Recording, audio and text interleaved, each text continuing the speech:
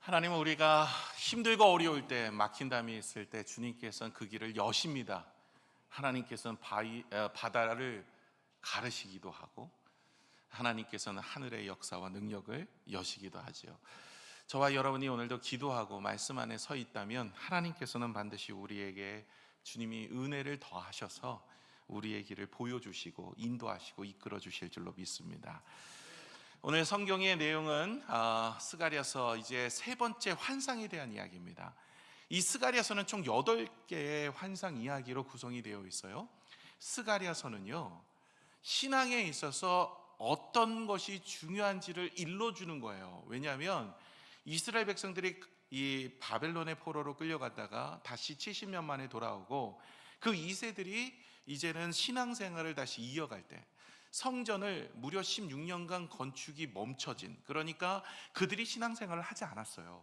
그렇게 신앙생활을 하지 않고 다시 학계 선지자를 통해서 그들이 성전을 건축하는, 이제부터는 다시 한번 하나님 첫사랑을 회복하며 하나님의 은혜 가운데 신앙을 시작하겠습니다 라는 분들의 시작점에서 하나님의 스가랴 선지자를 통해서 신앙에 있어서 가장 중요한 것은 이것이다 하면서 8가지 환상을 통해 보여주시는 거예요. 왜냐하면 우리가 이 신앙의 것들을 우리가 붙잡고 신앙생활하지 않으면 우리가 신앙생활하다가 시험 들거나 또 넘어지거나 쓰러지거나 낙심하거나 절망할 수 있기 때문에 하나님께서는 너희가 신앙생활할 때, 믿음생활할 때, 성도로 살아갈 때 이런 모습으로 살아야 된다라고 일러주시는 거예요. 그래서 성도는 성경을 덮어놓고 믿는 사람들이 아닙니다. 성경을 열어서 하나님의 뜻이, 하나님의 말씀이 무엇인지를 알고 가셔야 돼요. 그래서 우리가 2주 전에 네 말 탄 자에 대한 이야기를 했습니다. 그리고 지난주에는 4명의 대제장장의 환상에 대해서 이야기를 드렸고요. 오늘은 측량줄을 잡은 자의 환상에 대해서 말씀을 드리려고 합니다. 앞으로 5개의 환상이 더 있죠. 그래서 여러분께서 꼭 신앙생활할 때 이것만은 붙잡고 해야 된다라는 이야기를 주님께서는 스가랴 선지자를 통해서 이 유다 백성들에게도 뿐만 아니라 우리에게도 들려주시기 때문에 오늘도 말씀 잘 들으시고 여러분의 믿음으로 승리하시는 분이 되시기를 부탁을 드립니다. 자, 하나님께서는 첫 번째요, 측량줄로 자신을 돌아보라 하십니다. 자, 측량줄을 잡은 자에 대한 환상을 하나님이 보여주시는데요, 본문의 1, 2절을 보시면 내가 또 눈을 들어본 즉 한 사람이 측량줄을 그의 손에 잡았기로 내가 어디로 가느냐 물은 즉 그가 내게 대답하되 예루살렘을 측량하여 그 너비와 길이를 보고자 하느라 하고 말할 때에, 지금 측량줄을 가지고 가는 사람을 보게 되는 거예요. 어디 가냐고 물었더니 어디 간대요? 예루살렘을 간대요. 가서 그 넓이와 길이를 측정을 하겠다는 거예요. 그 측량줄은 무엇을 위해 사용하냐면 건축을 위해 사용하는 거예요.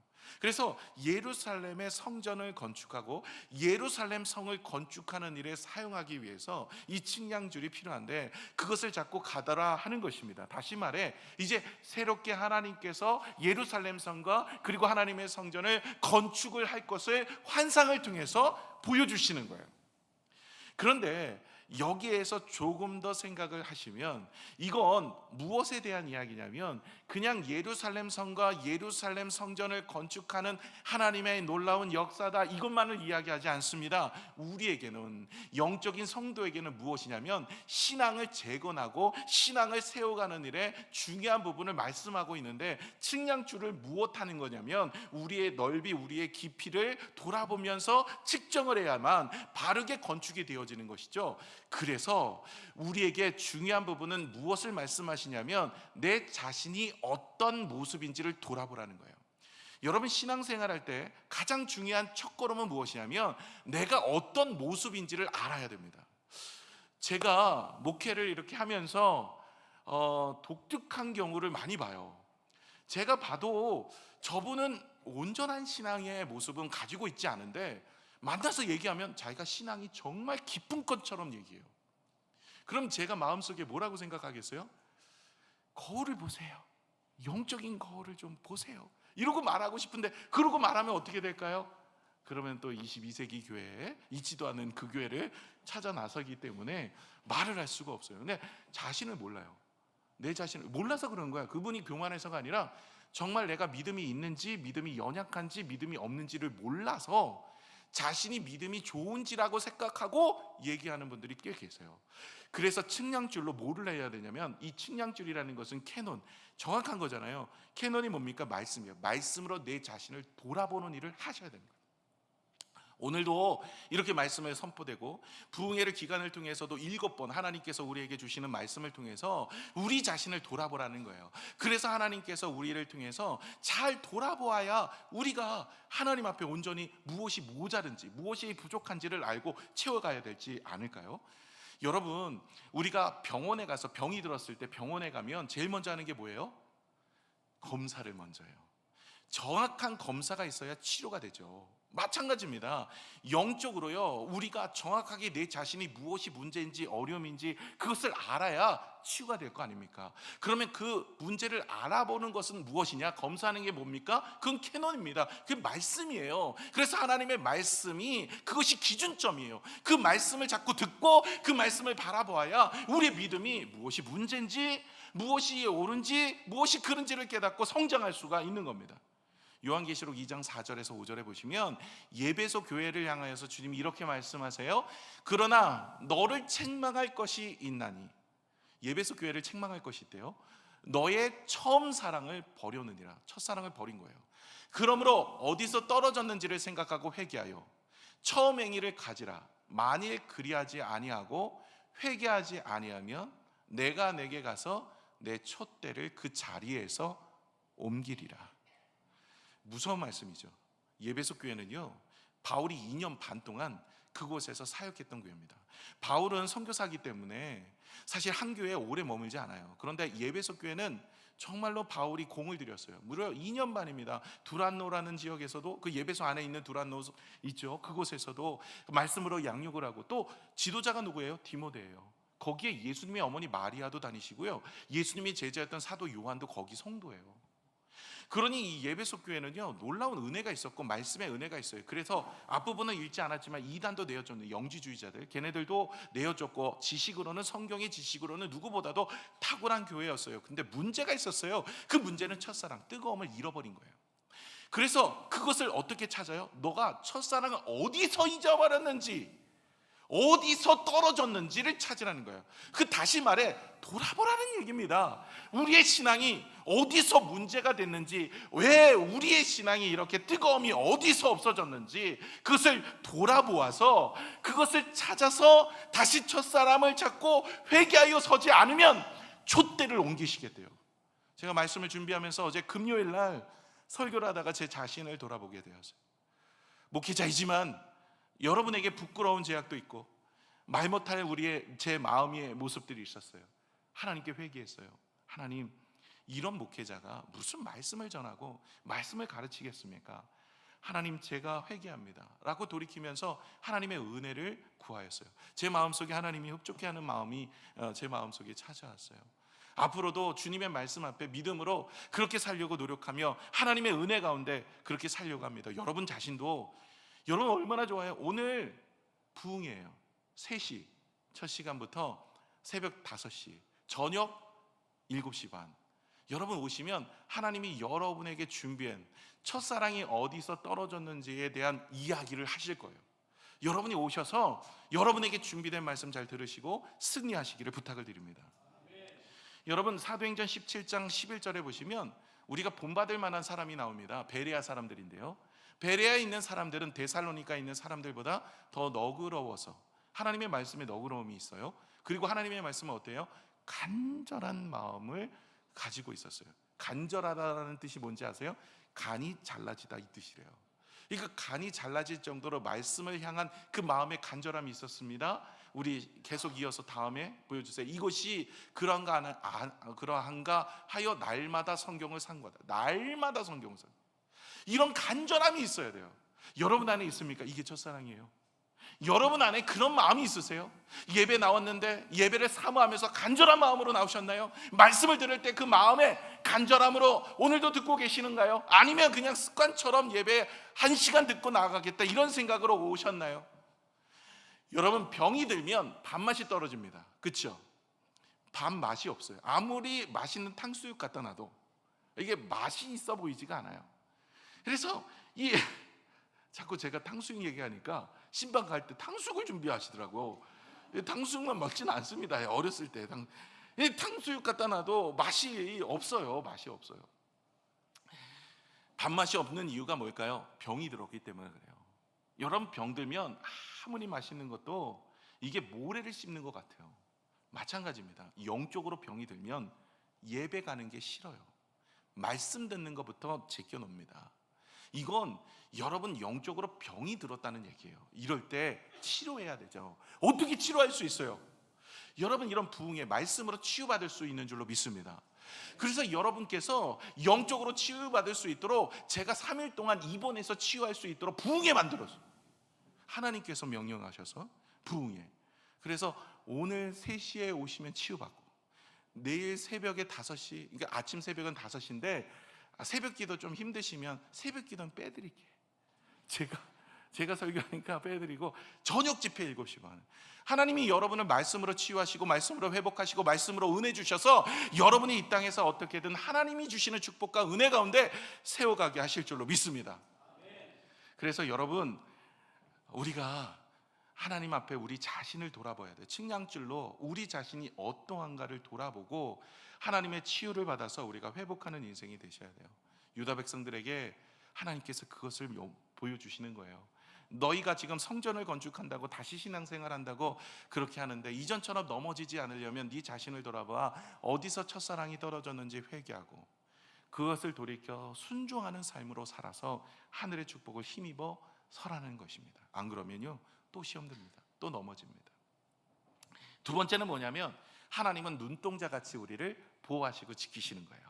첫 번째는 측량줄을 통해서 우리 자신을 돌아보라는 거죠. 두 번째는 믿음의 성도들이 기억해야 될 것은 하나님이 우리를 어떻게 보호하시냐면 눈동자처럼 보호하신다. 오늘 3절에서부터 우리 쭉 읽어보겠습니다. 내가 말하는 천사가 나가서 다른 천사가 와서 그를 맞으면, 이제 첫 번째 천사가 지나가고 두 번째 천사가 왔어요. 근데 이 두 번째 천사가 이렇게 이야기하는 거예요. 이르되 너는 달려가서 그 소년에게 말하여 이르기를 예루살렘은 그 가운데 사랑과 가축이 많음으로 성곽 없는 성읍이 될 것이라 하고, 달려가서 소년에게 이야기하는 거예요. 이제 예루살렘 성이 성곽이 없는 성읍이 될 것이다. 사랑과 그리고 많은 가축이 있을 것이다. 그냥 이렇게 읽으시면 어떤 생각이 드냐면 정말로 많은 축복이 있고 사람도 많아지고 국경이 없는 그런 지역이 되겠구나라는 생각을 하겠죠. 그런데 여기서의 가장 큰 핵심은 그 성곽이 없는 성읍은요 더 이상 악한 것들이 틈타지 못하도록 하나님이 지켜주신다는 의미예요. 여러분, 아무리 사람이 많고요 가축이 많아도 사람이 많아도 성곽은 세웁니다. 여러분, 성곽은 무엇을 의미하죠? 무엇의 기능을 가지고 있습니까? 악한 것들이 침범하지 못하도록, 그렇죠? 대적들로부터 막을 때 우리가 성곽을 세우지 않습니까? 그런 건데 이게 없어져요. 그 이야기는 뭐예요? 하나님이 지켜주신다는 거예요. 이 5절을 보면 이렇게 이야기해요. 그래서 여호와의 말씀에 내가 불러 둘러싼 성곽이 되며, 아까 성곽이 없어지는데 누가 성곽이 되어진대요? 주님이요 불의 성곽을 만들어 주신대요. 그 가운데 영광이 되리라. 하나님이 여러분을 지켜주신다는 거예요. 여러분께서 하나님의 성곽이 여러분의 삶을 지켜서 악한 것들이 틈 못하도록 하나님이 붙들어 주신다는 말씀을 하고 계시는 줄로 믿습니다. 그런데 불의 성곽을 보면서 무슨 생각이 드세요? 이스라엘 백성들의 광야 40년, 그들은 불기둥과 구름기둥으로 하나님께서 그들을 지켜주셨어요. 낮의 해가 밤의 달이 그를 상하지 못하도록 하나님께서 졸지도 주무시지도 않으시며 하나님이 보호하여 주시는 줄로 믿습니다. 그런 은혜가 우리 믿음의 사람들이 하나님의 말씀을 붙잡는 사람들에게 주시는 축복이라는 거예요. 저와 여러분이 이 땅에는 내 스스로 어떻게든 살아가려고 노력을 많이 했어요. 그런데 하나님이 지키시면 완전합니다. 하나님 졸지도 주무시지도 않으시는 분이세요. 시편 127편 1절에 보시면 이 믿음의 고백으로 이렇게 합니다. 여호와께서 집을 세우시지 않으시면 세우는 자의 수고가 헛되며 여호와께서 성을 지키시지 아니하면 파수꾼이 깨어 있음이 헛되도다. 하나님이 지켜주시면 되는데 하나님이 지켜주시지 않으면 아무것도 안 된다는 거예요. 사업도 내 힘으로 내 생각으로 내 계획으로 했는데 안 돼. 하나님이 지켜주시면 되고요. 우리의 자녀를 양육하는 것이나 우리의 인생의 사업의 모든 것들을 우리에게 가는 것도 하나님이 지켜주셔야만 되는 거예요. 여러분, 다른 것을 붙잡지 마시고 하나님의 예배를 붙잡으시고 말씀을 붙잡으시고 하나님 붙잡고 살아가는 여러분이 되시기를 부탁을 드립니다. 그래서 하나님 붙잡으셔야 돼요. 마태복음 6장 26절에서 29절의 말씀 보시면 공중의 새를 보라, 심지도 않고 거두지도 않고 창고에 들이지도 아니하되 너희 하늘 아버지께서 기르시나니 너희는 이것들보다 귀하지 않느냐. 공중의 새를 보라. 누가 기르시는 거예요? 하나님. 우리 교회 옆에 비둘기 많아요. 누가 기르시는 거예요? 하나님. 하나님이 기르시니까 귀하게 여겨주세요. 여러분, 이런 것도 다 하나님이 기르셔서 먹이신다. 하물며 너희 들에 피는 백합화를 볼까요? 또 한번 너희 중에 누가 염려하므로 그 키를 한 자라도 더할 수 있느냐? 또 너희가 어찌 의복을 위하여 염려하느냐? 들의 백합화가 어떻게 자라는지 생각하여 보라. 수고도 아니하고 길쌈도 아니하느니라. 그러나 내가 너희에게 말하노니 솔로몬의 모든 영광으로도 입은 것이 이 꽃 하나만 같지 못하였느니라. 우리 믿음의 성도들은요, 염려하여서 먹고 입고 마시는 것을 염려하는 이방인들이 하는 거예요. 하늘 아버지께서는 우리 것을 다 준비해 두셨어요. 염려하지 마세요. 하나님께 나온 백성 하나님이 책임져 주시는 줄로 믿습니다. 하나님께서 악한 것들이 틈 못하도록 불로 화음으로 우리를 붙들어 주셔서 불성곽을 만들어 주시겠다. 졸지도 주무시지도 않는 분이 우리를 지켜주신다고 말씀하십니다. 이렇게 주님께 나오는 자는요, 하나님이 지켜주시고 그의 길을 여십니다.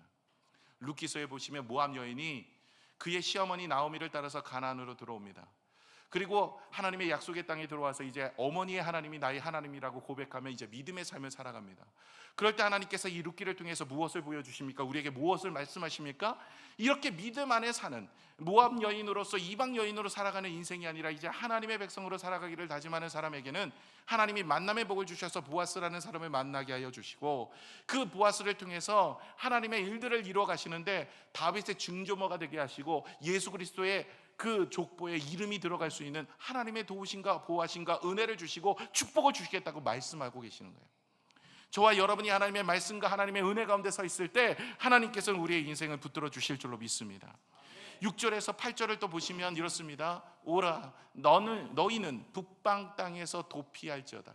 북방 땅이 어디냐면 그 당시에 북한이 아니라 지금 우리나라 북한이 아니라 아수르, 바벨론, 메데바사를 이야기해요. 그러니까 그들을 힘들게 하고 어렵게 했던 그들이에요. 땅에서 도피하라. 여호와의 말씀이니라. 이는 내가 너희를 하늘 사방에 바람같이 흩어지게 하였음이니라. 여호와의 말씀이라. 이제 흩어지게 했던 그들이 돌아라는 얘기입니다. 7절에 바벨론 성에 거주하는 시온아, 이제 너는 피할지어다. 이제 다시 돌아와서 하나님의 백성을 초청하는 겁니다. 그렇게 해서 하나님께서 은혜를 주시는데 8절을 보시면 이제 만군의 여호와께서 이같이 말씀하시되 영광을 위하여 나를 너희를 노략한 여러 나라로 보내셨나니 너희를 범하는 자는 그의 눈동자를 범하는 것이라.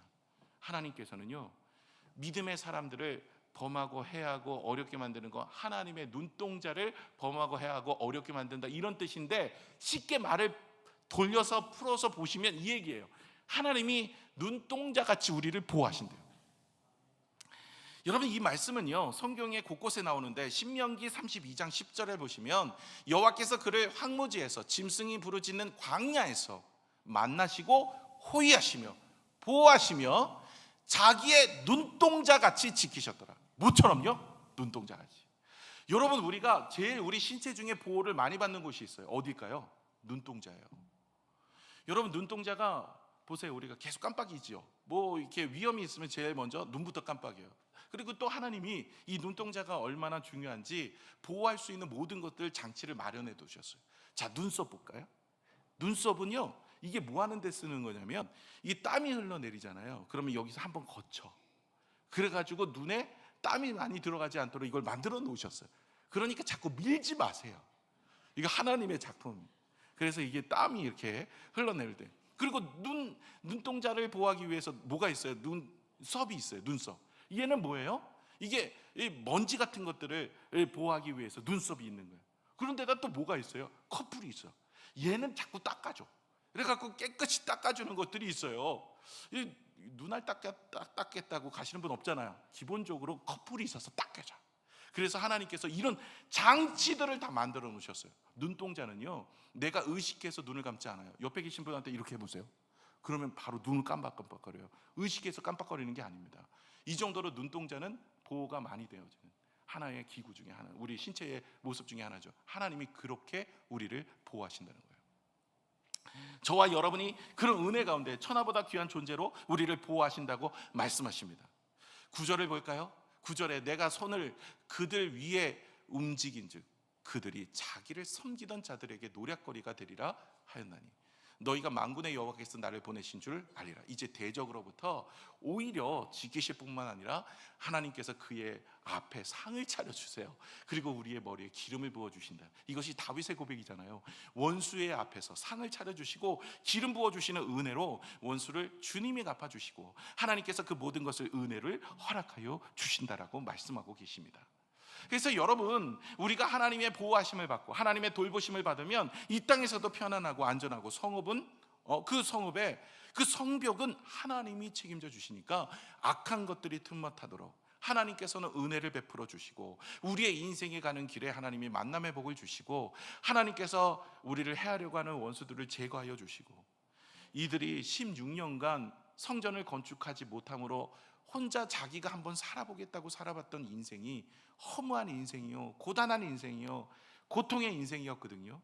그러니 이제부터는 너희가 말씀 앞에 믿음 안에 예배함으로 하나님 붙잡고 살아가라 이 얘기입니다. 그러면 하나님이 우리를 보호하여 주신다는 거죠.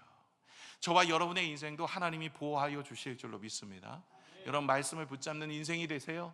이번 부흥회를 통해서 하나님이 주시는 은혜를 사모하며 여러분이 어디서 첫사랑이 떨어졌는지를 돌아보며 성령이 나에게 주시는 음성에 귀를 기울이시고 나아가는 여러분이 되시기를 축원합니다. 세 번째는 뭐냐면 하나님이 친히 거하실 성전으로 부르심입니다. 하나님이 부르시는데 하나님이 그냥 보호하신다 여기서 끝나는 것이 아니라 하나님이 우리와 함께 하신대요. 11절에서 12절에 보시면 그날에 많은 나라가 여호와께 속하여 내 백성이 될 것이요 많은 백성들이 이제 하나님께 돌아올 날이 온다는 거죠. 나는 내 가운데 머물리라. 머문대요. 내가 만군의 여호와께서 나를 내게 보내신 줄 알리라. 여호와께서 장차 유다를 거룩한 성에서 땅에서 자기 소유를 삼으시고 다시 예루살렘을 택하시리니, 이 말씀이 뭐냐면 이제 유다를 통해서 다시 거룩한 백성이 되고 하나님의 약속의 말씀이 선포되어지며 예수 그리스도가 이 땅에 오셔서 모든 사람들이 십자가의 은혜 안에 회복됨을 이야기하는 겁니다. 근데 회복이, 진정한 회복이 뭔지 아세요? 하나님과 함께하는 것이 회복입니다. 여러분, 성막과 성전과 성도의 세 가지 의미가 있죠. 성막은 이동을 해야 돼요. 하나님께서 이스라엘 백성과 언약을 맺으시고 광야 40년 동안 하나님이 함께 하심을 성막을 통해서, 그죠?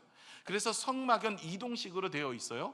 40년 광야 생활 동안. 그리고 나서 이제 가나안 땅에 들어가서는 성막이 없고 성전이 지어지죠. 그래서 건축물이 되어서 그곳에 하나님의 임재를 상징합니다. 이제 신약 시대에 예수 그리스도를 영접하면 성전의 중요성이 아니라 이제는 어떻게 되어집니까? 성령이 내 안에 계시기 때문에 우리가 성전이 되어서 성도가 하나님과 동행하는 삶을 살아가는 거죠. 지금 이스라엘 백성들이 건축을 하고 있습니다. 아무리 건축을 하는 것도 중요하지만 더 중요한 것은 하나님의 임재가 없는 건축이라면, 임재가 없는 건물이라면, 임재가 없는 모습이라면 소용이 없다라는 거예요. 우리가 신앙생활할 때, 믿음 생활할 때 예배를 드리는 것도 중요하죠. 그러나 하나님이 받으실 만한 예배자, 그리고 하나님이 동행하는 예배자, 하나님과 함께하는 예배자가 되셔야 된다라는 이야기를 스가랴서를 통해서 유다 백성뿐만 아니라 우리에게도 하고 계시는 거예요. 그렇다면 하나님이 내 안에 거하시는데 어떤 모습이어야 될까요? 여러분, 내 안에 성령 하나님이 함께 하시려면 우리의 마음에 제약된 모습은 내려놓고 주의 말씀 앞에 준비된 모습이 있어야 돼요. 제가 연초에 대신방을 갔어요. 대신방을 갔는데 남편분이 그렇게 좋아하는 가정이 있어요. 목사님, 신방 자주 오셨으면 좋겠대. 왜요? 아내가 대청소를 했대. 그래갖고 집이 깨끗해졌다는 거예요. 손님 오신다고 대청소를 해요. 가끔 제가 방문도 열어요, 청소하는지. 근데 그 집에는 네 좋아하시더라고요. 목사님 자주 오세요. 어떻게 자주 가요? 제가 아내는 싫어하잖아요. 그런데 손님이 여러분 집에 들어온다고 생각해 보세요. 그러면 어떻게 합니까? 다 치워요. 다 치워. 성령이 내 안에 계신다고 생각해 보세요. 여러분 마음을 치워야 돼요. 그게 회개입니다. 그래서 회개라는 것이 성령의 은혜를 받을 만한 준비된 모습이에요. 그러니까 회개 없이 죄 위에 은혜를 부어주시지 않는다는 거예요. 깨끗이 치워야 돼요. 오늘도 우리가 부흥의 기간 동안 하나님의 말씀을 받을 때 우리 자신이 어디서 첫사랑이 떨어졌는지를 살피고 회개하여 하나님께 돌이키는 마음, 이게 준비된 첫 단계. 두 번째, 순종입니다. 여러분, 하나님의 말씀을 듣기 위해선 순종의 단계가 해야 돼요. 이것이 좋은 환경을 만드는 거예요. 여러분, 순종은요, 여러분 하나님의 말씀이 내 안에 들어와서 우리가 열매를 맺는 가장 좋은 환경을 만들어냅니다. 여러분 보시면 이 사무엘이 하나님의 음성을 들을 때, 못 듣고 있을 때 엘리 제사장에게 가서 하나님의 음성이 자꾸 부르심이 있는데 주의 음성을 계속 이어서 듣기를 원합니다. 어떻게 하면 되겠습니까? 라고 물었을 때 엘리 제사장이 알려준 게 이거예요. 주의 종이 듣겠나이다, 주여 말씀하여 주옵소서. 이 얘기를 하면 하나님이 계속 연이어서 얘기한다는 거예요. 주의 종이 듣겠나이다, 말씀하여 주옵소서. 이 얘기가 뭔지 아세요? 순종이에요. 종이니까 주님이 어떤 말을 하든지 내가 순종하겠습니다, 이거예요. 주님이 이번 주에 말씀하신 거 내가 들어보고 내 마음에 감동이 되고 내가 이해가 되면 순종하겠습니다, 이게 아니라 하나님 어떤 말씀이든 간에 내가 순종할 준비가 되어 있습니다, 이런 믿음의 마음이 있을 때 하나님께서 내 안에 거하셔서 우리의 삶 속에 놀라운 은혜를 허락하신다는 거죠. 마지막으로 세 번째가 여러분의 삶 속에 거룩함을 이루어가는 거예요. 말씀을 아무리 들어도 내 삶 속에서 어떤 일을 이루어가지 못하면 하나님의 말씀이 살아 역사하여 우리의 삶 속에 열매를 맺을 수가 없어요. 가정, 목장, 교회, 학교, 만나는 모든 사람들 가운데서 하나님의 말씀을 따라 우리가 그 말씀을 준행하여 살아가는 실천적인 모습이 우리 가운데 거룩함으로 나타나야 돼요. 유다 백성들에게 가장 중요한 신앙에 있어서 건축을 지금 하고 있는 그들에게 너희가 보이는 건축물도 중요하지만 너희가 성도로서 하나님이 거하시는 처소를 준비하는 게 중요하다. 먼저는 네 자신을 돌아보아 회개해라. 두 번째는 그렇게 주님 앞에 나올 때 너 염려하지 마라, 담대해라. 하나님이 너를 붙잡아 주셔서 너희 주변의 악한 것들로부터 너를 보호하시고 눈동자같이 지켜주실 것이다. 그리고 세 번째, 하나님께서 거하실 수 있도록, 동행할 수 있도록 네 자신을 잘 준비하여서 언제나 하나님의 자녀됨을 이루어 나가는 믿음의 모습이 되라고 주님이 오늘 말씀하고 있는 것이죠. 여러분, 오늘 나오실 때 간절한 마음으로 베레아 성도들처럼 나오시길 바랍니다. 그리고 말씀을 받을 때 그 말씀이 내 삶 속에 어떠한가를 늘 돌아보셔서 첫사랑이 어디서 떨어졌는지 살피고 그 말씀으로 순종해 가시기를 부탁을 드립니다. 뿐만 아니라 담대하십시오. 하나님이 여러분의 가정을, 여러분의 자녀를, 여러분의 사업을, 여러분의 인생을 지키실 줄로 믿습니다. 또한 여러분의 삶 속에 하나님과 함께 모시고 살아가는 인생이 되기 위해서 늘 우리의 자신을 거룩하고 구별된 모습으로 유지하시기를 바랍니다. 주님은 이것을 위해서 우리에게 말씀하고 있는 거예요. 오늘 세 번째 환상이 바로 이것을 의미하는 거예요. 13절 마지막으로 읽고 마치겠습니다. 모든 육체가 여호와 앞에서 잠잠할 것은 여호와께서 그의 거룩한 처소에서 일어나심이라 하라 하더라. 여호와의 거룩한 처소, 그곳에서 일어나게 되어집니다. 저와 여러분이 하나님의 예배하는 그 자리, 하나님의 말씀에 순종하는 그 자리, 하나님의 은혜를 사모하는 그 자리가 하나님께서 여러분에게 말씀하여 주실 것이고, 여러분은 그 말씀을 통해서 세상의 능력으로 살아가는 인생이 아니라 하나님의 도우심과 하나님의 이끄심으로 하나님이 우리의 성을 지키시고 우리의 가정을 지키시고 우리의 사업을 지키시고 은혜 가운데 세워주시는 놀라운 축복을 누리는 믿음의 모습이 되어질 줄로 믿습니다. 감사드리면서 우리 같이 기도하겠습니다.